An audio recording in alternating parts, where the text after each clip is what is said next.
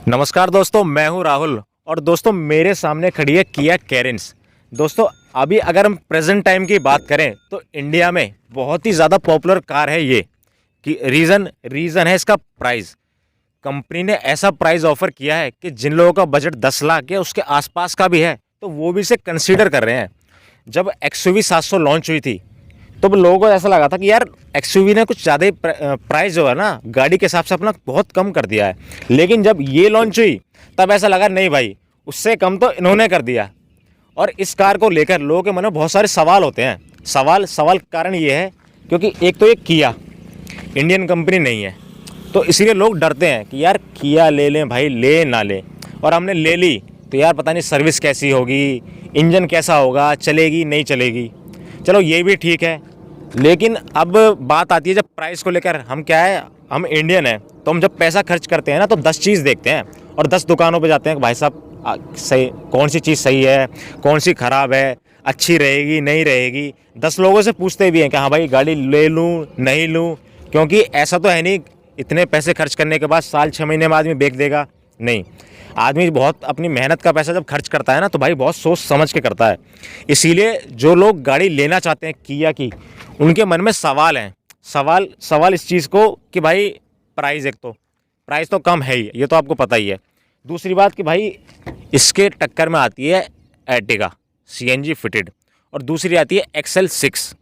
और अगर हम तीसरी की बात करें तो तीसरी आती है इनोवा, लेकिन इनोवा से थोड़ी सी महंगी पड़ती है इसके कंपैरिजन में। तो अब गाड़ी रहेगी सिर्फ CNG फिटेड अर्टिगा या XL6। तो लोग कंफ्यूज होते हैं क्योंकि यार पेट्रोल के पैसे बढ़ रहे हैं, CNG ले लूँ XL6 ले लूँ, मारुति की है। और इंडियन में तो आपको पता है कि इंडियन भाई कुछ नहीं लेते तो मारुति ले लेते हैं। इंडिया में सबसे ज़्यादा बिकती भी मारुति है। तो इसीलिए आज हमारे साथ इस कार के ओनर हैं जो कि आपको बताएंगे, थोड़ा क्लेरिफाई करेंगे आपको कि आपको ये किया लेनी चाहिए या नहीं लेनी चाहिए। तो मिलते हैं कार ओनर से। तो आइए भैया जी। तो नमस्कार भैया जी। नमस्ते भाई जी, नमस्ते। तो भैया जी फिर से स्वागत है आपका हमारे चैनल पर जी। तो भैया जी सीधे सवाल मैं आपको यही पूछूंगा जी। क्योंकि लोग बहुत परेशान हैं जो किया लेना चाहते हैं ना, तो उनके मन में सवाल है लें ना लें, कंफ्यूज हो जाते हैं। कई लोग तो ऐसे है गाड़ी देखे आए फिर घर आके सोचते हैं यार किया लें ना लें कि मारुति ले लें। क्योंकि आपको पता है इंडिया में सबसे ज़्यादा मारुति बिकती है, चाहे वो अपनी स्विफ्ट हो, एर्टिगा हो, टैक्सी में तो सिलेरियो ले लेते हैं। मतलब मारुति की तरफ ज़्यादा भागती है पब्लिक बजाय दूसरी कंपनियों के। तो मेरे सीधा सवाल यही है कि क्या 10 लाख या 10 लाख के आसपास के बजट में हमें किया कैरेंस लेनी चाहिए या नहीं लेनी चाहिए?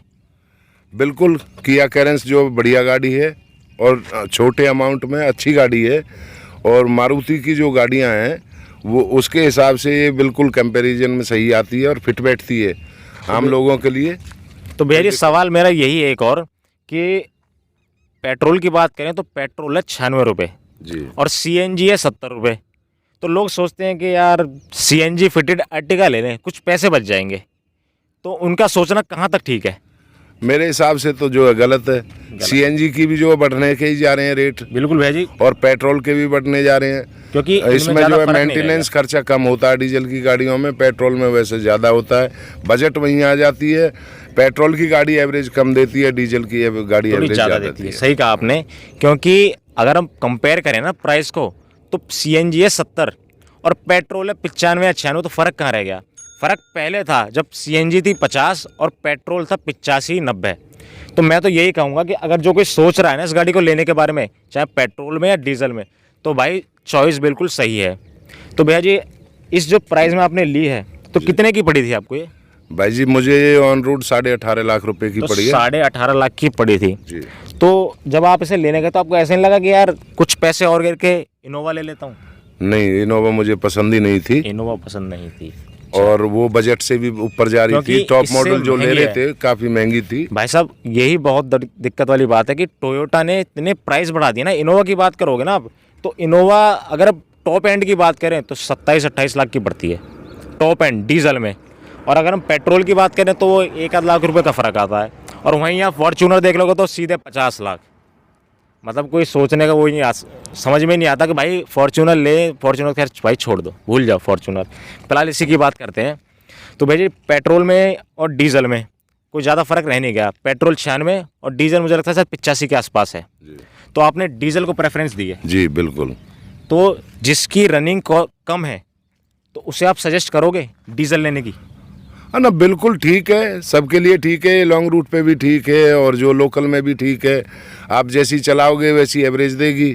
मतलब जैसे अगर मान लो मुझे कार लेनी है जी। और मेरा बजट है 10 से 12 लाख के आसपास, हाँ जी। तो मैं सोचता हूँ चलो एक बार को यार किया ले लूँ। फिर दिमाग में ये रहती है कि यार पेट्रोल लूँगा तो 15 साल चलेगी और डीजल लूँगा 10 साल चलेगी। कहीं ऐसा ना हो कि आगे चल के कोई दिक्कत आ जाए, फिर इसकी रीसेल वैल्यू कम हो जाती है डीजल में। तो क्या मुझे पेट्रोल लेनी चाहिए? डीजल की गाड़ियों में जो है आप एक तो मेंटेनेंस खर्चा बहुत कम होते हैं, बिल्कुल सारी चीज़ें, और फिर पेट्रोल का अमाउंट वो बढ़ रहा है, उसकी एवरेज कम होती है। पेट्रोल जब की आप एवरेज 10 कम है। साल में चलाओगे तो वो 5 साल के में उसको डिफरेंस को कम कर देगा। ठीक है। तो भाई जी बिल्कुल सही कहा आपने कि अगर आपकी रनिंग ज़्यादा है तो डीजल को ही प्रेफरेंस दो। अगर आपकी रनिंग बहुत ही कम है ना, कि आप बाई चांस ही गाड़ी लेके निकलते हो, फैमिली के साथ निकलते हो कहीं रिश्तेदारी में या कहीं आने जाने में, तो ही पेट्रोल लो। बाकी या CNG। हाँ, पेट्रोल या खैर सीएनजी में तो नहीं आती अभी ये, बाकी सिर्फ और पेट्रोल गाड़ी है, फिर और गाड़ियाँ हैं, आप उनकी तरफ जा सकते हो। लेकिन अगर आप इस गाड़ी के बारे में सोच रहे हो ना, अगर आपकी रनिंग ज़्यादा है तो सिर्फ डीजल ही आपके लिए बेटर रहेगी। अच्छा भाई, सवाल एक और है। सवाल ये है कि आपने तो ली डीजल में, लेकिन कुछ लोगों ने ले लिए पेट्रोल में, जी। जो उसका सबसे हल्का इंजन आता है ना पेट्रोल में, 1.5 लीटर पेट्रोल इंजन, जिसमें आपको इंजन पावर मिलती है 144 Nm का टॉर्क मिलता है। यानी कि अगर हम कंपेयर करें तो एर्टिगा से थोड़ा सा 19-20 बस फालतू मिलता है। तो लोग सोच रहे हैं कि यार इसमें सीएनजी लगवा लेते हैं। तो आपको लगता है सीएनजी इसमें सक्सेसफुल होगी? नहीं, मेरे हिसाब से नहीं होगी। जो कंपनी फिटेड होती हैं वो अलग ही चीज़ होती है, बाकी आप बाहर से लगवाओगे तो वो जो है सक्सेस नहीं बिल्कुल हो सही कहा पाती आपने, हैं। क्योंकि मेरा भी कहना यही है कि सीएनजी लगने को तो लग जाएगी, कोई बड़ी बात नहीं। 4 सिलेंडर इंजन है और 144 Nm का टॉर्क कोई ज़्यादा नहीं है, सही है, लग जाएगी। लेकिन लोग कन्फ्यूज़ यूँ हैं कि एर्टिगा में सीएनजी आ रही है, वो भी 7 सीटर है और ये भी 7 सीटर है। तो भाई फ़र्क है। फ़र्क ये है कि ये गाड़ी कंपेरेटिवली वेट में ज़्यादा है एर्टिगा से। इसका जो वेट है ना, एक्चुअल कर्व वेट टोटल, वो एर्टिगा से ज़्यादा है। इसलिए सीएनजी में ये माइलेज इतनी नहीं देगी। अगर सीएनजी आप लगवा लोगे ठीक है, क्या एवरेज देगी मुश्किल से। अगर हम एर्टिगा की बात करें तो एर्टिगा 20 से 22 की एवरेज दे देती है। लेकिन वहीं अगर आप इसमें सीएनजी लगाओगे तो मैक्सिमम टू मैक्सिमम 15 से 16 से ज़्यादा नहीं देगी आपको, सीएनजी की बात करें तो। और अगर आप इसे पेट्रोल में ही लेते हो ना, सिर्फ पेट्रोल में, तो भाई 15-16 की तो पेट्रोल में मिल जाएगी आपको। तो इसीलिए सीएनजी तो लगवा लो, कुछ पैसे बच जाएंगे आपके। लेकिन दिक्कत कहाँ होगी? इंजन वारंटी आउट हो जाएगी। दूसरी बात, ये नया इंजन है, अभी नई है किया, तो लोग कंफ्यूज हैं। और जो आफ्टर मार्केट आप लगवाओगे ना, तो उसके लिए एक मिस्त्री चाहिए, यानी कि मैकेनिक, तो बहुत ही टॉप लेवल का चाहिए, जो आपको उसमें सीएनजी फिट करके दे दे। तो आप लगवा तो लोगे, लेकिन मज़े वाली बात उसमें नहीं आएगी ना। तो आप इसे हिली एरियाज में नहीं ले पाओगे, और जब 7 सीटर ये भर जाएगी फुल, तो वहाँ गाड़ी दब जाएगी। एसी चालू कर दोगे तो दब जाएगी। तो भाई सजेशन मेरा यही है कि सीएनजी लगवाने को तो लगवा लो, कोई दिक्कत वाली बात नहीं है, लेकिन सीएनजी में सक्सेसफुल इतनी नहीं है जितनी कि पेट्रोल में है। तो भैया जी, अगला सवाल यही है कि किया एक तो नई कार है, दूसरी बात चलिए ले लिया आपने, अच्छी बात है। तो लोग अब भी सोचते हैं कि यार इसे मैं लेके आफ्टर मार्केट अगर इसकी सर्विस जो है, आपने देखा होगा मारुति की कार लेके आदमी कहीं भी सर्विस करा लेता है और सर्विस हो भी जाती है, और उसके जो स्पेयर पार्ट हैं वो भी मार्केट में आसानी से मिल जाते हैं। किसी भी आप लोकल एरिया की दुकान पे जाओगे ना और मारुति के स्पेयर पार्ट मांगोगे तो वो मना नहीं करेगा आपसे, कोई भी मांगो हाँ भी मिल जाएगा, आज नहीं तो कल मिल जाएगा। लेकिन किया अभी नई है, तो लोग सोचते हैं यार ऐसा कंपनी वाले सर्विस कॉस्ट ज़्यादा मांगेंगे तो बाहर ही करा लें, कुछ पैसे बच जाएंगे। तो उसके बारे में क्या सजेस्ट करोगे आप? इसकी सर्विस के बारे में कंपनी ने बहुत अच्छा सिस्टम निकाला है। सर्विस के जी, सर्विस के बारे में, मेंटेनेंस के बारे में आप एक कॉल करोगे कहीं भी, जो आपका एड्रेस है या कहीं भी आप हो, तो वहीं जो आपकी कॉल जाएगी, यानी कि पिकअप सर्विस। Pickup service. आपको सर्विस अगर हाईवे पे ही चाहिए कहीं, तो हाईवे पे ही वो सर्विस देंगे। मतलब किसी उसके तरह लिए की टाइम चाहिए, कोई भी दिक्कत नहीं होने। आपको अगर नहीं जाना, आपके पास टाइम नहीं है, तो 2 दिन पहले आप कॉल कर दो। 2 दिन का ये टाइम मांगते हैं। 2 दिन के बाद आपके जो है घर पे जो है ये सर्विस वगैरह सारी चीज़ करके कर देंगे। उसका एक्स्ट्रा कोई चार्ज कंपनी की तरफ से नहीं है। वही सर्विस चार्ज है जो है। तो भाई ये बहुत अच्छी बात है कि उन्होंने क्या किया है, पिकअप डिलीवरी कर दी है। आपके पास टाइम नहीं है, कोई बात नहीं भैया, हम गाड़ी उठा लेंगे आपकी, सर्विस भी कर देंगे और घर भी छोड़ जाएंगे। नहीं तो नहीं, ये वो घर पे ही करके जाएंगे। घर पे ही करके जाएंगे? बिल्कुल, आप अपने घर से कॉल करोगे भाई ये 2 बहुत दिन अच्छा का है। 4 दिन का टाइम मांगेंगे और वो सर्विस वगैरह अपनी जो गाड़ी जो लेके आते हैं सर्विस के लिए, अब जो है सभी कंपनियों ने कर दिया है। मैं एक मेरे अपने दोस्त हैं, मैं उनके वहाँ गया था, तो वो उन्होंने जो है ये कंपनियों ने सारी तैयारी कर ली है। बाइक वालों ने भी, गाड़ी वालों ने भी, वो अलग से एक वैन बनवा रहे हैं। सभी कंपनियां सर्विस वैन बनवा रहे हैं, उसमें सारा सिस्टम होता है उनका, जो है आपका सर्विस धुलाई के लिए भी कंप्रेसर मतलब वगैरह, A to Z उसमें हर उसमें सारी सुविधा होती है जो सर्विस की होती है, ऑयल वगैरह। तो भाई ये बहुत अच्छी वेस्टेज बात है। तो किया कंपनी वालों ने वो जो है वैन वगैरह वो चला दी हैं।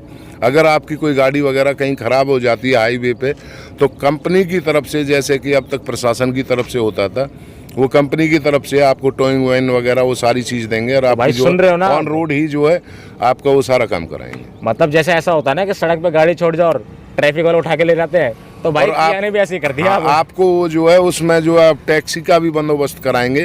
किया वालों ने जो है रिटर्न में दिया है मुझे, मेरे पास लिखित में है।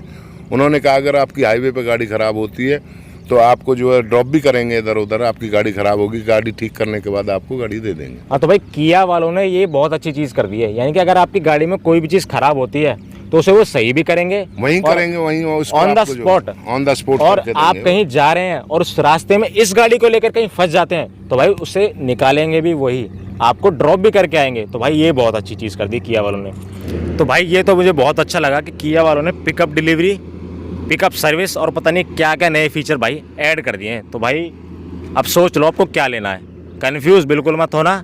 साफ साफ जो वर्डिक्ट निकला है वो यही निकला है कि भाई अगर आपको किया लेनी है फैमिली के लिए तो भाई बिल्कुल ले सकते हो आप, 7 सीटर, कोई भी दिक्कत वाली बात नहीं है। बहुत अच्छी गाड़ी है, बहुत अच्छी गाड़ी है। भैया ने बता ही दिया, आपका पिकअप बता दिया, माइलेज बता दिया। अच्छा, माइलेज रह गया भैया एक?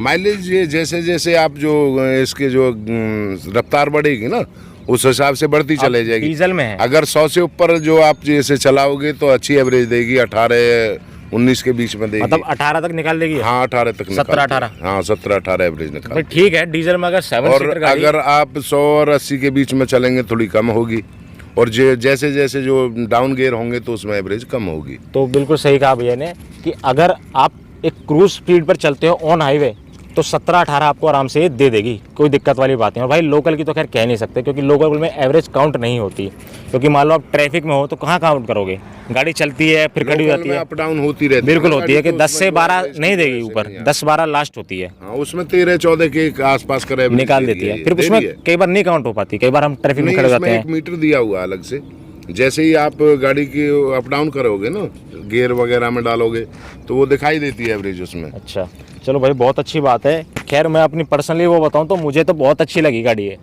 जब ये गाड़ी लॉन्च हुई थी तो मैंने लॉन्चिंग के टाइम पे वीडियो बनाई थी और उस टाइम मैंने गाड़ी देखी थी, पर्सनली भी देखी थी, तो काफ़ी अच्छी लगी थी। एक तो प्राइस पॉइंट को देखकर, दूसरी बात इसकी डिज़ाइन और फीचर्स को लेकर, फीचर्स भी इसमें काफ़ी दिए गए हैं। तो भाई एक लास्ट सवाल भैया से भी यही रह गया है कि अब वो उनका भैया आपका क्या सजेशन है कि अगर कोई कहता है आपकी फैमिली में या मैं या कोई और पूछता है आपसे कि भैया कैसी गाड़ी है, लूँ या ना लूँ, तो क्या कहोगे? तो भाई जी मैंने पहले से ही किया कि जो ये गाड़ी बरत रहे हैं, हमारे पास ऑलरेडी पहले 2 थी, 1-1.5 साल पहले ली थी और एक जो है 6 महीने पहले ली है। और अब देख के इसके फ्यूचर वगैरह और इसकी अच्छाई देख के अब ये दोबारा से ये लेके आया हूँ। यानी कि मतलब किया है, तीसरी गाड़ी है मेरे पास। तीसरी? जी, मतलब फैमिली में तीसरी कार है भाई। हाँ, तो समझ सकते हो हमारे पास फॉर्च्यूनर भी हैं, 2 फॉर्च्यूनर हैं, ब्रेजा भी है और डिजायर भी थी 2। तो करीब करीब 8-10 गाड़ियाँ हैं मेरे परिवार में। तो उनमें जो है अब मेरे पास 3, हमारे पास 3 किया गाड़ी है। 3 किया, तो मतलब कह सकते हैं कि भरोसेमंद है। हाँ, भरोसेमंद है, भरोसेमंद है किया, बिल्कुल जा सकते हैं इस पे। बिल्कुल 1.5 साल से जो हम इसे यूज कर रहे हैं। तो भाई बहुत अच्छी बात है। चलो भाई, तो दोस्तों आज के लिए सिर्फ इतना ही। भैया का बहुत बहुत शुक्रिया जो उन्होंने हमारे लिए टाइम निकाला। और अगर आपके मन में अभी भी कोई सवाल रह गया है तो कमेंट बॉक्स में पूछ सकते हैं, वहाँ आपके सवालों का जवाब मिल जाएगा। वीडियो लाइक, शेयर और चैनल सब्सक्राइब करना ना भूलें।